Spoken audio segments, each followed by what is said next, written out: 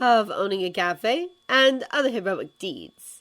By Beware the Chistero, Chapter 151. Hell, Part 3.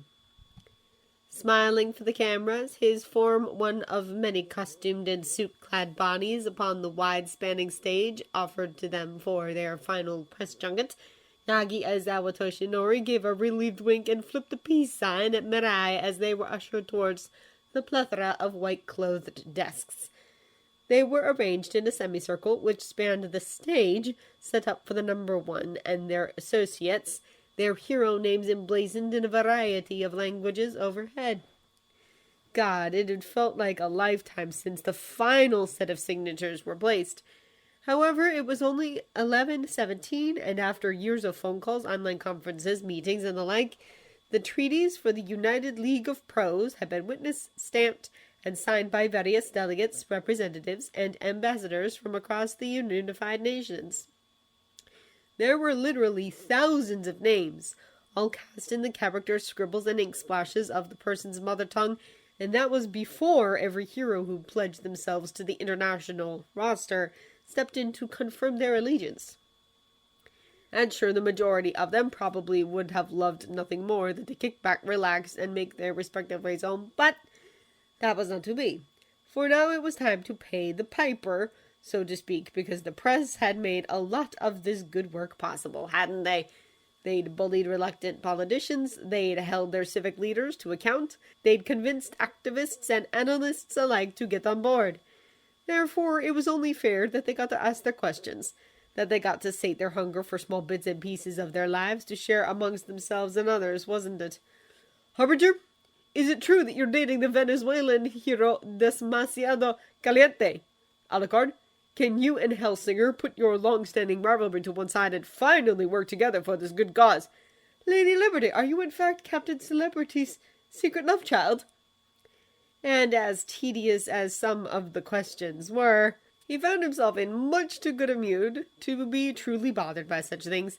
He'd be home by Wednesday, he'd booked a whole week off, and had ensured that most of his vacation days fell in the kids' summer holidays. They were all growing up so fast, and knowing that they'd soon be adults, he wanted to spend all the time with them that he could. There'd be day trips around the country, camping excursions to various mountains and forests, sessions at his theme park, and whatever else they wanted to do, of course, because seeing them happy was one of the greatest privileges of his life, a privilege he knew that his wonderful partner adored indulging into. Groundhog, how much of your suit is a costume as opposed to your quirk? Men of War, are you still trying to build an underwater city in the Pacific Ocean? Janus, have your views on Shigaraki and Nuiden changed at all? The more he reflected on just how much his life had improved since the day he'd skidded into Shota's life, the more he couldn't believe just how lucky he was.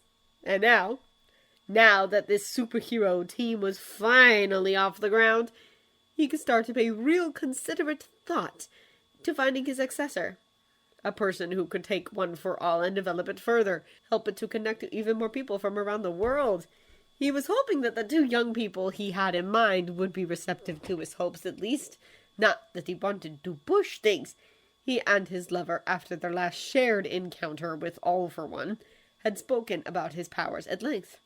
He'd sworn on the memory of his master that he'd accept Melissa and or Izuku, turning down his offer, and should they do so, then his search would go on. He would find, cultivate, and trust in someone else who was deserving.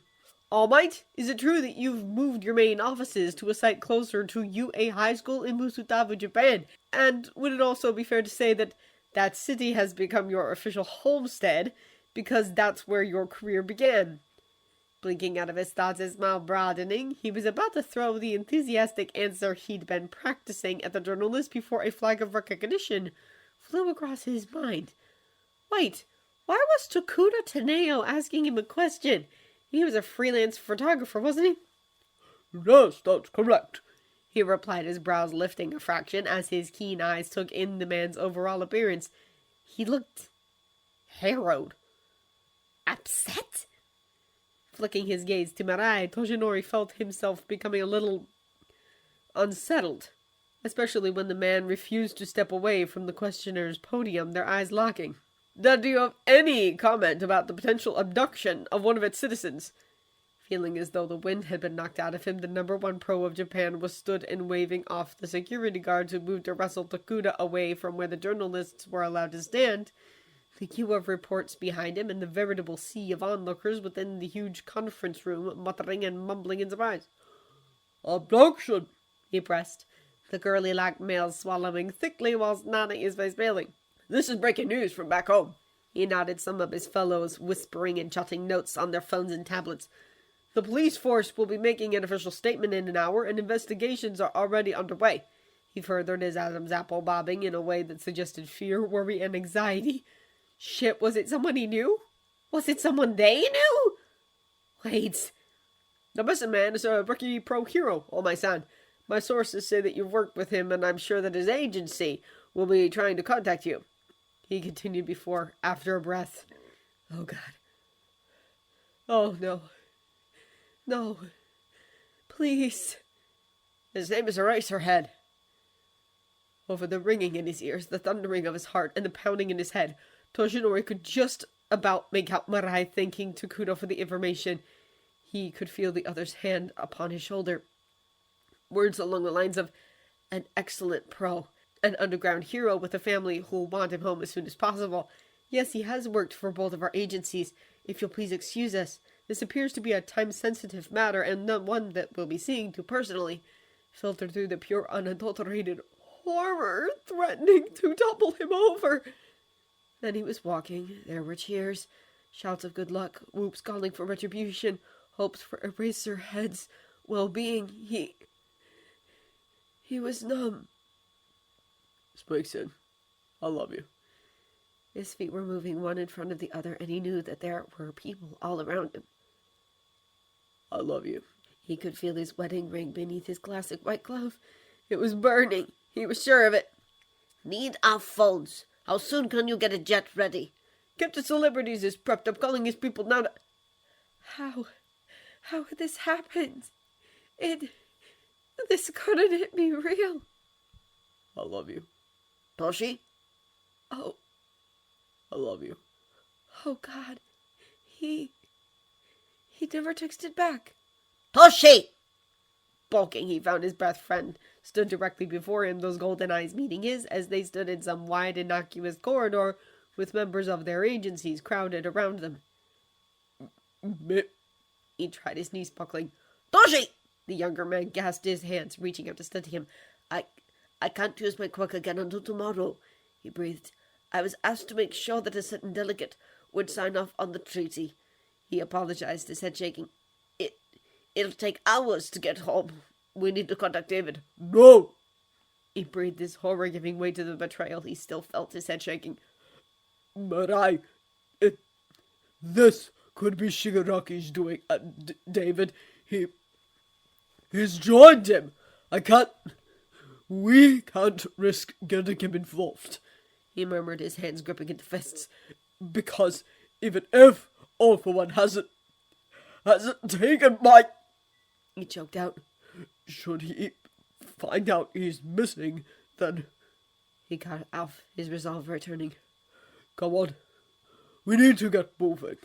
Toshi, Marai, please. He all but rasped his right forearm, scrubbing across his face before he looked to his manager, the woman having just received his phone from someone sent up to his room to collect it. I don't want to argue with you.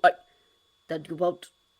We won't, the more slender pro said after a swallow, his long legs striding to walk at his side, a comforting hand returning to his bicep. I'll call Dabi and Tomra whilst you call Nato-kun, all right?